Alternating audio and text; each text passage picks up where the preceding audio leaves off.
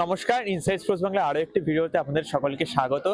আর আজ কিন্তু বইমেলাতে উদ্বোধন হলো একটি বই। সেটা কিসের বই? সেটা কিন্তু ক্রিকেট ইয়ার বুক, এবং সেটি কিন্তু উদ্বোধিত আরটি সলিউশন নেটওয়ার্কের সহযোগিতায় এবং বিশিষ্ট ক্রীড়া সাংবাদিক দেবাশিস দত্তের লেখায় সেই বই কিন্তু আজকে উদ্বোধন হয়ে গেল।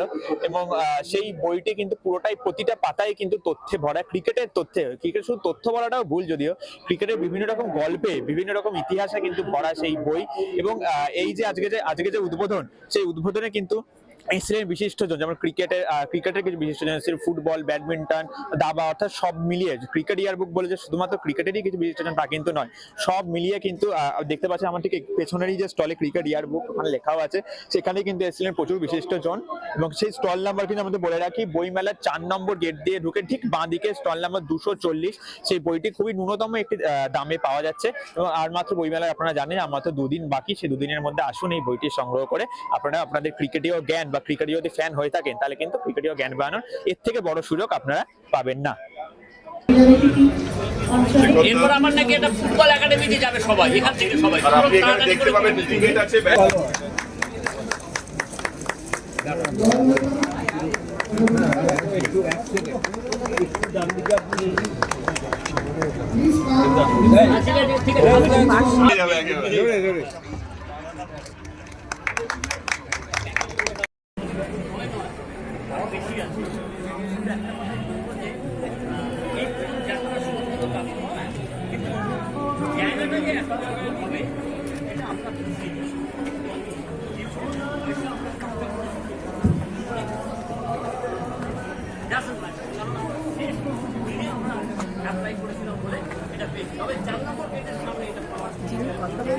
বইটা এখনো পড়িনি, বাট আশা করি বইটা খুব ভালো হবে।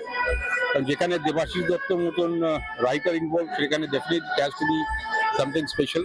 বাট সবচেয়ে আমার ভালো লাগছে, অনেকদিন পর বইমেলার আসার সুযোগ পেয়েছি দেবাশিসদার আমন্ত্রণে। প্রায় 15-16 বছর পরে এলাম, বাট খুব সুন্দর, সো ওয়েল অর্গানাইজড, খুব ভালো লাগছে।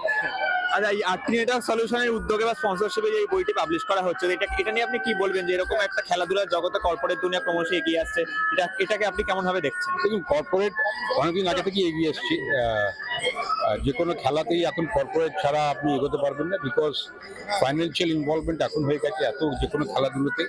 So corporate help is very much required, এবং সেটা হচ্ছেও। সেই জন্যই শ্রী দেবাশিস দত্ত একজন প্রচণ্ড জনপ্রিয় সাংবাদিক, সারা পৃথিবীতে ওনার সুনাম।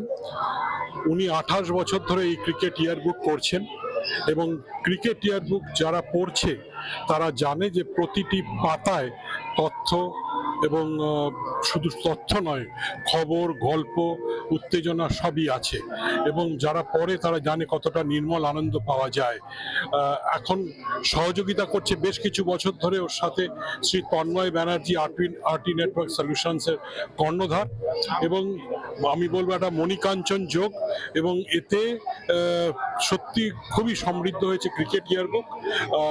দেবাশিস দা একজন অত্যন্ত বড় মানের সাংবাদিক, সারা পৃথিবীতে কিন্তু দেবাশিস দাকে চেনে। যদি স্পেশালি ক্রিকেটের কথা বলি, আমরা আমাদের দেশীয় ক্রিকেটারদের কথা বলি, বিদেশি ক্রিকেটারদের কথা বলি, ক্রিকেট মহলে কিন্তু দেবাশিস দা একটা আন্তর্জাতিক নাম।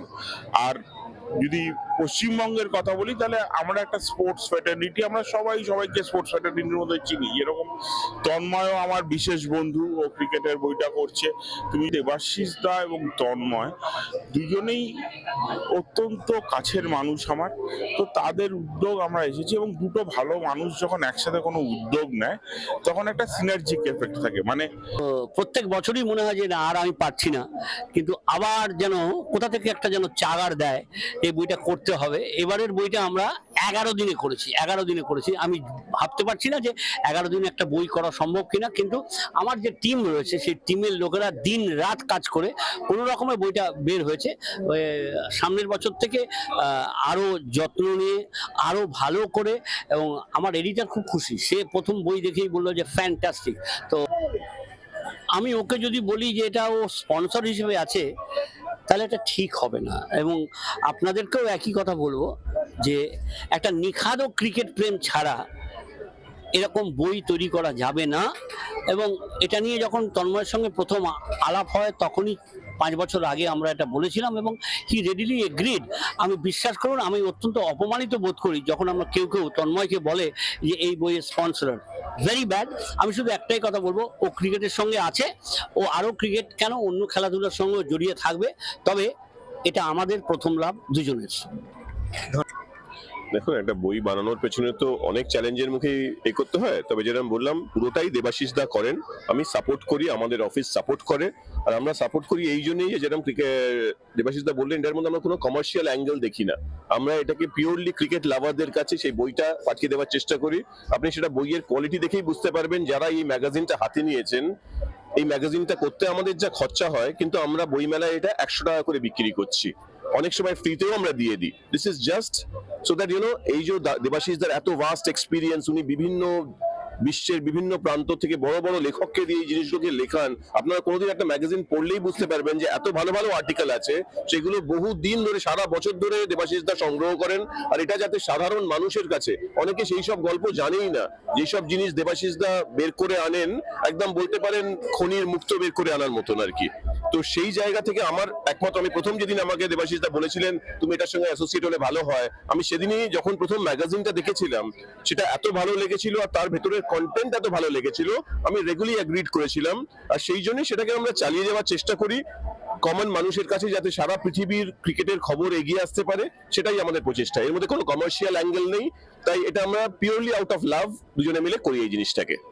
এখন কিন্তু অনেকেই বলেন যে প্রিন্টের বা বই পড়ার নেশা কিন্তু মানুষের মধ্যে প্রচুর কমে যাচ্ছে, তো সেইখানে দাঁড়িয়ে 28 বছর ধরে আপনারা এটা কন্টিনিউ করছেন, তো মাঝখানে কি কখনো মনে হয়েছে যে না আর করবো না, বা আর এটাকে কন্টিনিউ করাটা খুব কষ্টের ব্যাপার হয়ে যাচ্ছে?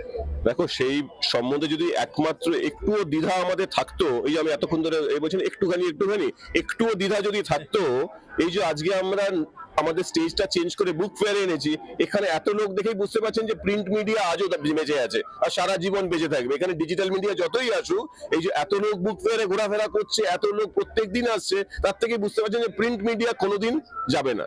ভবিষ্যতে কি কোনো ডিজিটাল মাধ্যমে আসতে পারে ক্রিকেট ইয়ারবুক? নিশ্চয়ই, আমরা সেটা চেষ্টাও করছি। দেখুন, আমাদের তো এখন আমরা চেষ্টা করছি সারা বিশ্বের কাছে যাতে এটা পৌঁছতে পারে, তার জন্য আমাদের অনেক চিন্তাধারা আছে, অনেক আছে। আমাদের যেহেতু আমার মেন কোম্পানিটা আইটি, আর আমরা ডিজিটাল মার্কেটিং এর উপর প্রচুর কাজকর্ম করি, তাই ডিজিটাল মিডিয়ার সঙ্গে আমাদের খুবই ক্লোজ সম্পর্ক। আমরা চেষ্টা করছি এই পুরো জিনিসটাকে যদি ডিজিটাল মাধ্যমে আনতে পারি, তাহলে আরো বহু মানুষের কাছে পৌঁছতে পারে জিনিসটা। আপনারা কিন্তু দেখে নিলেন যে ক্রিকেট ইয়ার বুক, এবং জেনেও নিলেন যে 28তম, এই কিন্তু 28 বছরের মতো, কিন্তু 28 বছর ধরে ধারাবাহিকভাবে এই ক্রিকেট ইয়ার বুক প্রতি বছর কিন্তু প্রকাশনা হয়ে যাচ্ছে, এবং আপনারা দেখলেন সেই প্রকাশনা ওপেনিং এর কিছু মুহূর্ত। এবং আপনারা প্লিজ আসুন এবং এই দুদিনের মধ্যে আমরা এই বই আপনি সংগ্রহ করুন। ক্যামেরায় সন্দীপ দের সাথে সাগ্নিক, ইনসাইড স্পোর্টস বাংলা, কলকাতা।